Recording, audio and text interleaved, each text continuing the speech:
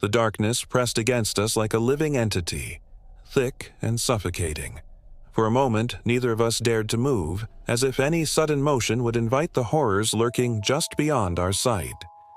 My pulse pounded in my ears, drowning out the absolute silence that had fallen upon the room. Then the whisper came again, insidious and taunting. "You thought you could escape, but the curse is bound to you now." Emily gasped, her hands clutching mine in a vice-like grip. I fumbled for my phone, its dim screen the only source of light in the pitch-black room. The moment the glow illuminated our surroundings, I saw it, reflected in the mirror across from the bed. A figure stood there, shrouded in shadows, its hollow eyes locked onto us. My breath hitched. It wasn't Victor. This presence felt older, more sinister. "Emily, don't look," I whispered, but it was too late.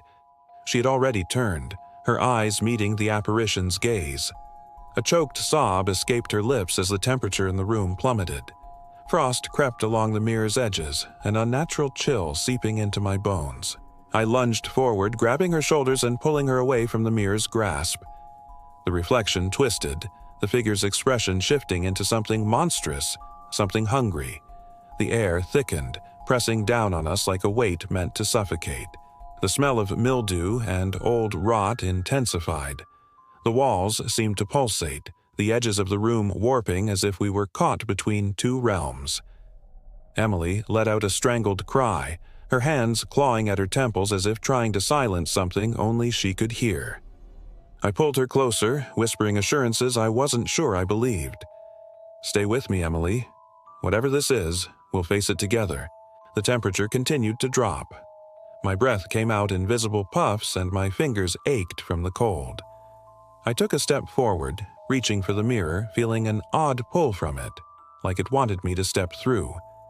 The figure within tilted its head, its hollow eyes seeming to glisten with amusement. Then, without warning, the mirror cracked, spiderweb fractures spreading out until the glass shattered, sending shards flying across the room. A gust of icy wind blasted out from the broken frame, knocking us backward.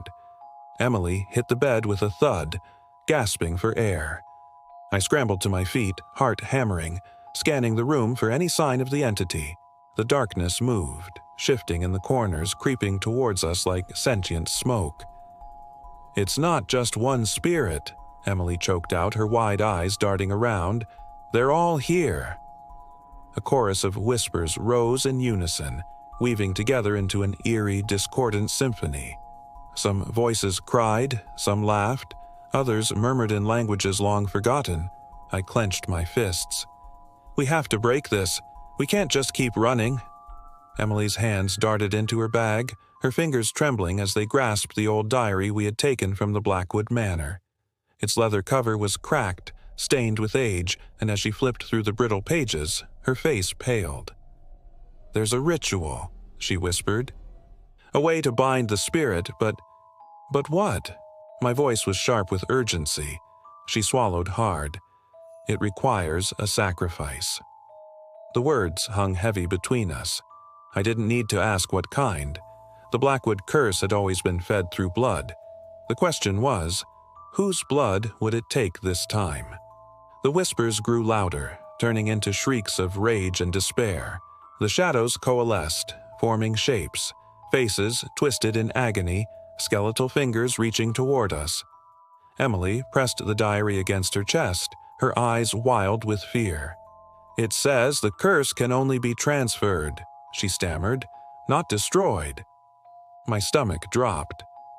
"Transferred? To who?" Her lips trembled. "Someone willing, someone who chooses to take it." A chill, unlike any before, crawled up my spine. "Then that means, if we don't, it stays with us, forever." The room shuddered violently, the walls bending inward. The spirits were done waiting. They wanted an answer, and we were running out of time.